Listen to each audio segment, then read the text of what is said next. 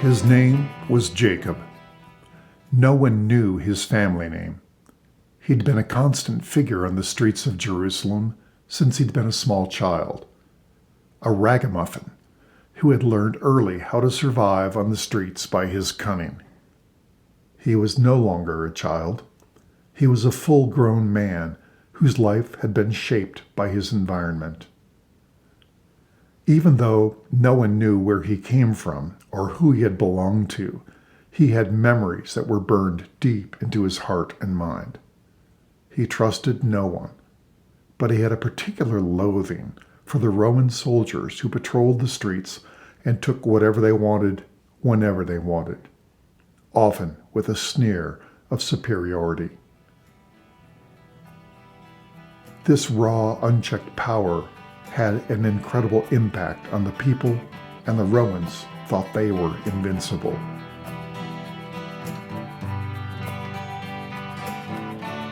Jacob would never forget his first encounter with Roman soldiers. His father was a baker with a small shop on one of the smaller, winding streets in the city. But there was no street that was off limits to the Roman soldiers, and there was nothing that was beyond their grasp if they wanted it. And sometimes it didn't even matter if they wanted it. They took things simply because they could. Jacob remembered that day as if it were yesterday. His father was sitting outside of the bakery door where he often waited with wares for his customers.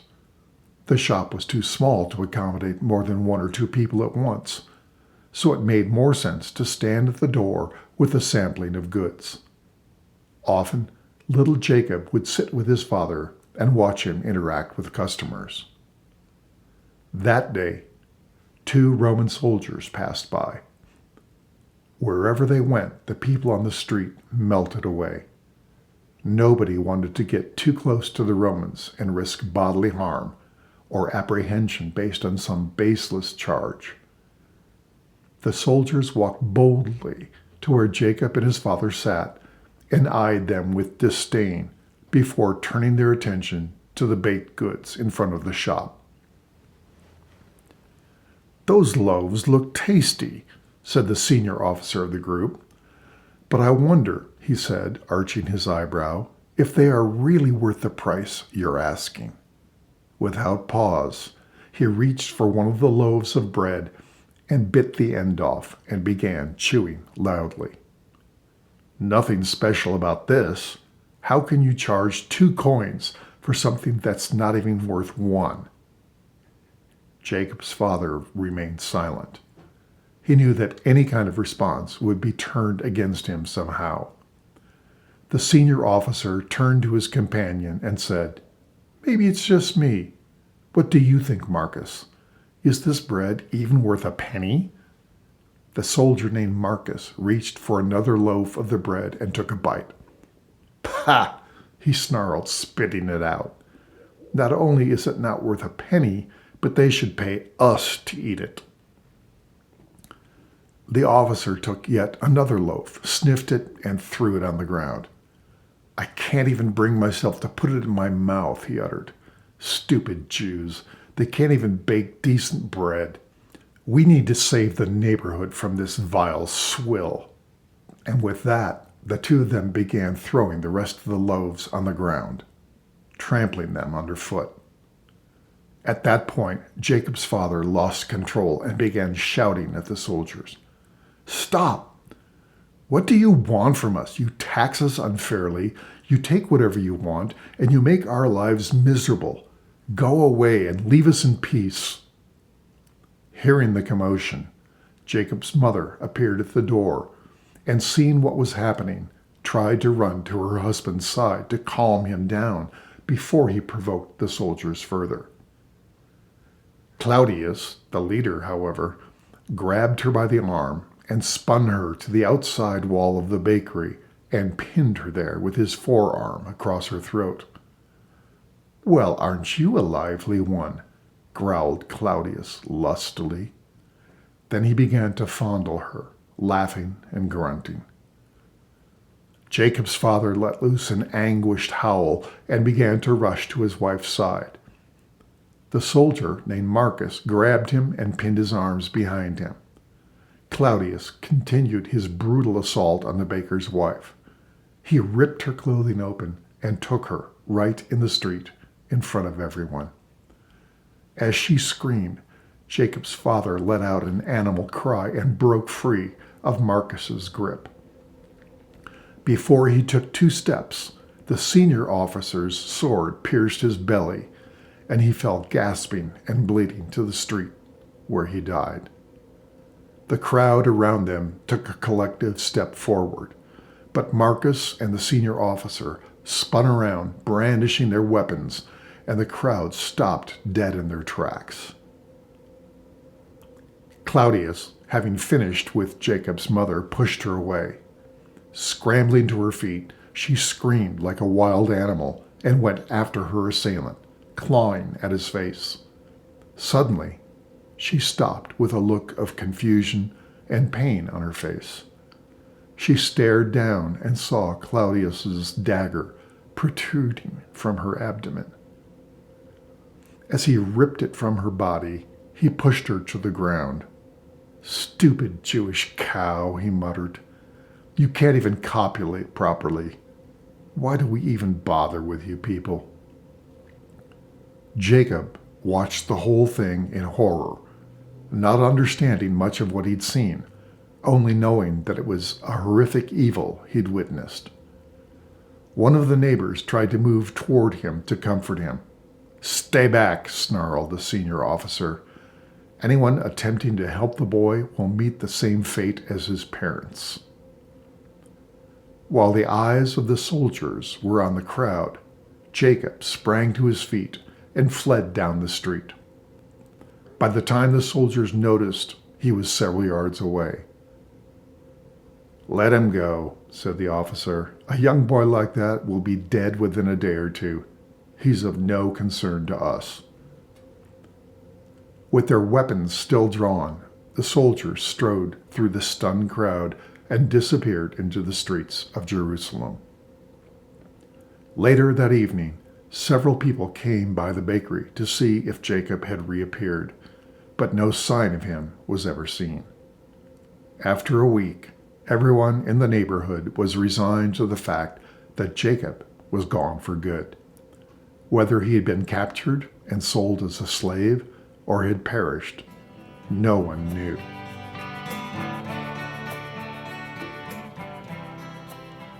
Jacob, however, simply ran. He ran as far and as fast as he could.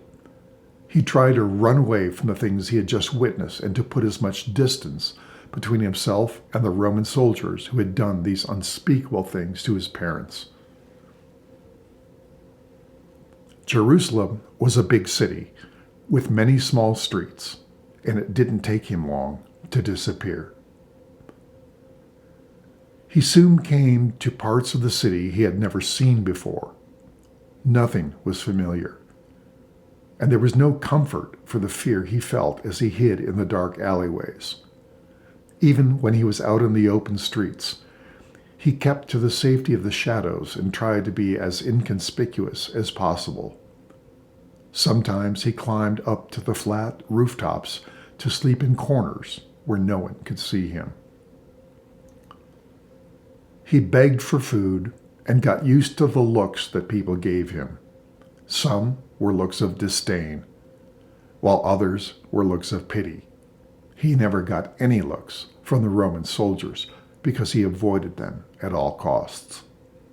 Occasionally, he watched them from the shadows and saw how they continued to treat the Jewish citizens of Jerusalem, and his heart burned. The feelings he had toward them were something new to him. He didn't understand them. All he knew was that he would never trust anyone in a Roman uniform. Sometimes kindly adults would try to talk to him. They asked him where he lived, but he didn't even know the name of the street where his home had been, much less what the neighborhood was called. Sometimes these grown-ups, hoping to help him find his way home, would ask him his father's name. his reply was always the same: Abba, Daddy. At night, he would often fall asleep, softly moaning, Abba. He soon found other boys like himself who lived on the streets. They were all older than he, but somehow they accepted him. He had developed a kind of toughness and hardness that belied his youth. Perhaps it was simply a survival instinct. The other boys respected him for it and treated him as one of their own. All the boys had pasts from which they had fled. None of them had homes they could go back to, but they all had something Jacob didn't have. They had a family name. There was Simon bar Jacob, Joseph bar Jonas, Abraham Bartimaeus, and others. When they asked him his family name, Jacob couldn't answer. Then they asked him, Well, what's your father's name? Without thinking, he replied, Abba, Daddy. The other boys laughed at his answer, not thinking about the fact that at his age they would have replied in the same way. Though he was large for his age and toughened already by life on the streets, he was still a child. So they began calling him Jacob Barabbas, Jacob, the son of Daddy. The name stuck, and Jacob didn't fight it. Eventually, they all dropped his surname and simply called him Barabbas, Daddy's boy. Over time, it wasn't even a joke anymore. It was just his name.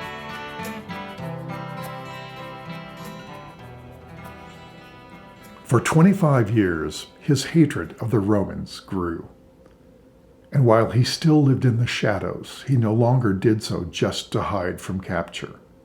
He had become a man of action, constantly nipping at the heels of the Romans. One morning, Barabbas woke with a start, as he often did these days. He'd heard a voice in the street calling, Jacob, Jacob. It was a common enough name, but it had been many years since he'd been called that. However, the memories of when he'd been called Jacob returned him often in his dreams, along with the memories of his parents who had been brutalized by the Romans in front of his innocent eyes. And while the images of his parents' faces had faded almost into obscurity, his hatred for the Romans had grown clearer and deeper every day. The boot of Rome was still heavy on the neck of the Jews. Like many others in Jerusalem, Barabbas chafed under Roman rule. Some of the Jews had banded together in an attempt to free themselves from Roman oppression. But they were always too few and too weak to accomplish much more than irritating the Roman authorities, and they often paid for their rebellion with their lives. Barabbas took a different approach. Recognizing the futility of open conflict against a far superior force, he operated in the shadows. He and his followers would make stealthy attacks on strategic targets, mostly Roman tax offices. While they were no match for the superior strength of Roman troops, their thought was that if they could disrupt the Roman supply of money, they could at least hinder them. So the group of insurrectionists made their random attacks on Roman tax offices, always attacking at night and always in different parts of the city. They would take the strong boxes full of money and destroy the interiors of the offices, although they never set fire to them, lest they harmed the Jewish citizens living nearby. They never left anything to identify themselves, but somehow word got out that these attacks were led by a shadowy Jewish insurrectionist known only as Barabbas, Daddy's boy. The Romans patrolled regularly in search of these suspects, but their attacks were so swift and random that they had evaded capture. Until now. As Barabbas looked around, he was surprised at his surroundings until the events of the previous night came back to him. He and his band had plundered another tax office when, to their surprise, the manager of the office came out from a back room that they had not noticed. Seeing the intruders with a cash box in their hands and watching them destroy his office, he went on the attack. Armed with a knife, he went after the man holding the cash box, who was unarmed and defenseless. Seeing his companion threatened, Barabbas drew his sword and jumped to his friend's defense. When the tax gatherer saw him, he pivoted and thrust his blade at Barabbas. Reflexively, Barabbas slashed at the man, cutting his throat without thinking. As the man sank to the floor, Barabbas shouted for his companions to flee. The men ran as commanded, but Barabbas knelt at the side of the man he had struck. Something wouldn't let him run. He cursed his luck. He tried to avoid this kind of confrontation whenever possible. Something inside him couldn't let this man die alone, even if he was a tool of the hated Romans. He looked the dying man in the eye and said, "I'm so sorry. I wish it hadn't come to this." He watched the light flicker in the man's eyes and then saw it go out.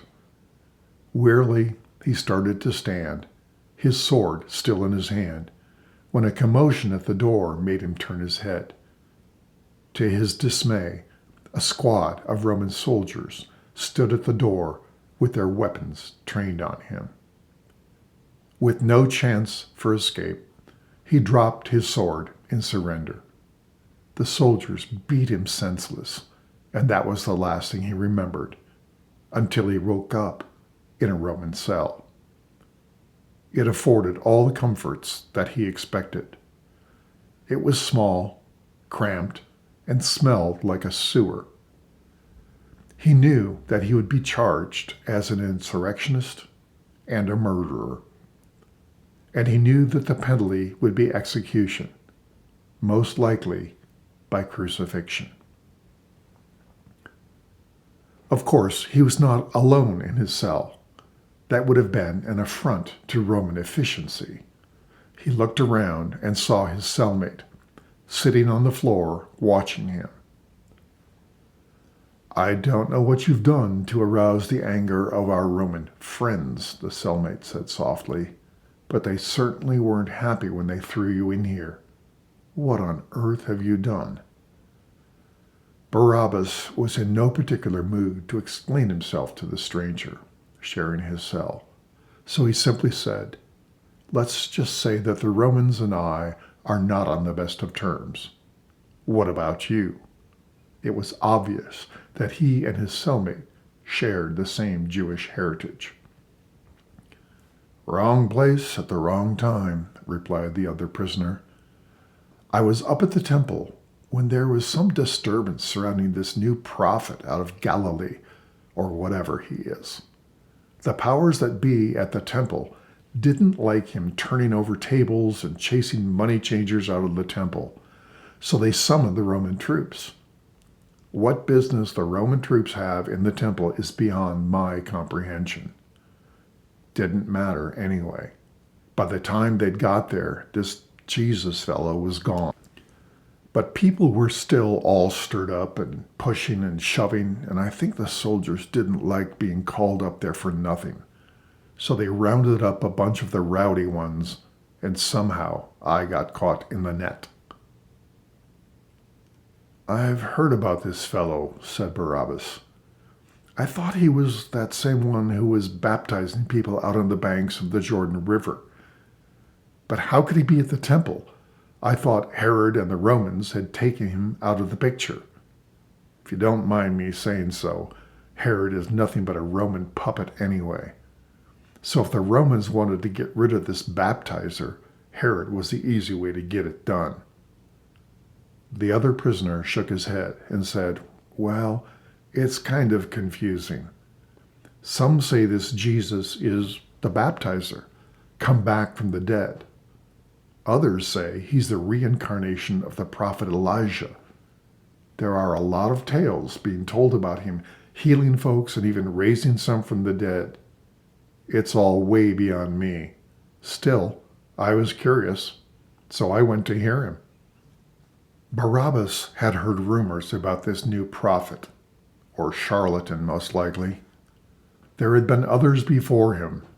None of them had lasted, and none had offered a solution to the Roman problem. In fact, he resented these religious zealots.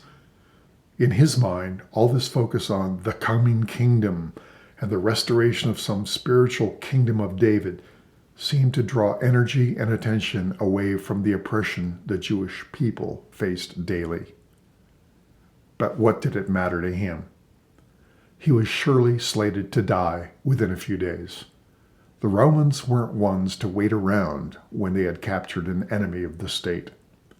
He'd already been sentenced to die. There was nothing more he could do from inside his cell. So the day slowly slipped by. There was nothing to do but wait and think. Both of those activities wore on his nerves. The only chance he had was that the Roman master, Pontius Pilate, had made a practice of releasing one prisoner every year at the feast of the Passover. But Barabbas knew that it would be akin to political suicide to release an insurrectionist. He was nothing but a dead man walking. When the sun finally set, he slipped into a merciful but tenuous sleep.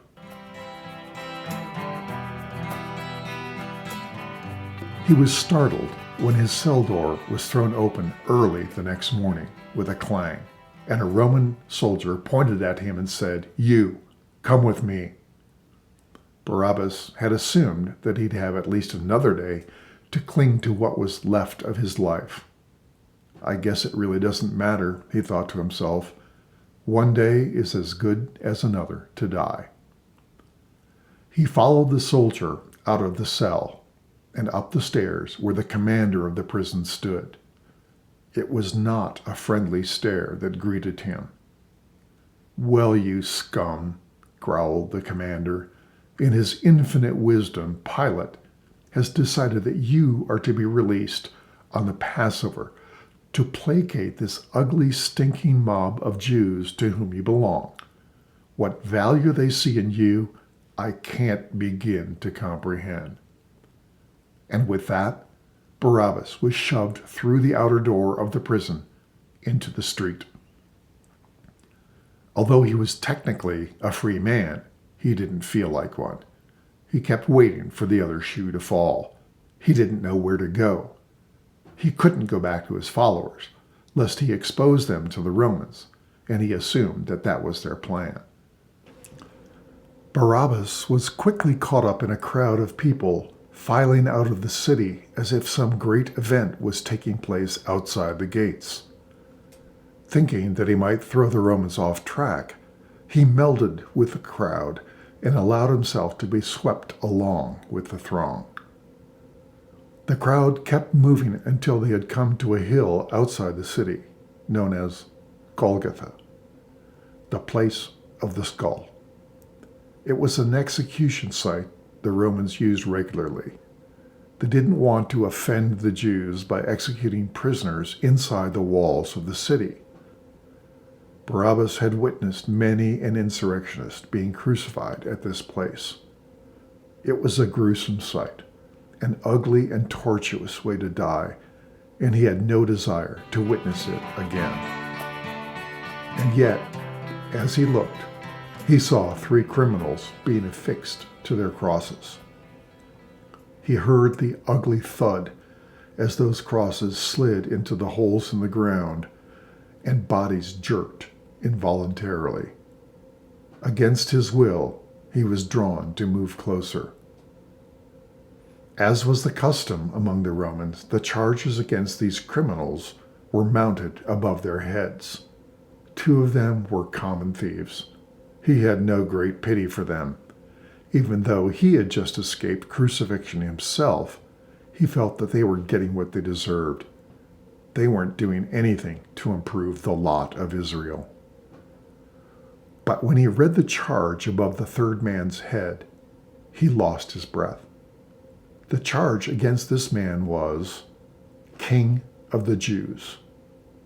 In a flash, Barabbas recognized that this man had to be the prophet Jesus that his cellmate had mentioned. Some called him a prophet, others referred to him as the Messiah. This man was the reason he was free. For some reason, this man, dying an agonizing death in his place, was somehow more of a threat to the Romans than he was. He looked like an ordinary man. There was nothing that suggested he was a man of power or of divine nature. He was suffering just like the men on either side of him. He was as powerless against the might of the Romans as they were. Many of the Jewish leaders gathered to witness this execution shouted out with mocking voices, "If you're the Savior, come down from the cross and we'll believe you." Even the criminals being crucified with him mocked him. Barabbas himself looked on him with scorn. What a fool, he thought, to attempt to save Israel with religious claptrap. He felt no pity for the man suffering on the cross.